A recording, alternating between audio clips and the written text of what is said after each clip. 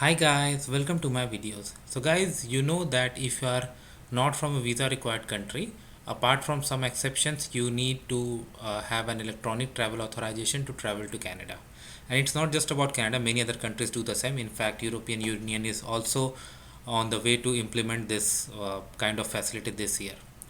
But a question arises like, can you check the status once it is granted, or once you applied, can you check the status? So yes, you can. So I have opened this official page from you. So if you see, you have the option, I'm a new applicant, I want to check my status. Then it is asking you for application number, passport number, country, issue date, expiry date. Okay, so this is your passport details. Okay, and they want you to enter it exactly as you have applied in the application. And this is the application number that begins with V, that you receive in the email correspondence after you submit your application.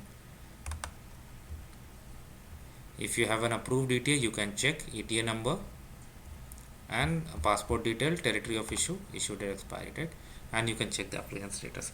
Unfortunately, because I am a Canadian, so I don't need ETA, so I cannot show you what it looks like in the next page, but you got the idea. So thanks for watching. Please subscribe to the channel. Thank you.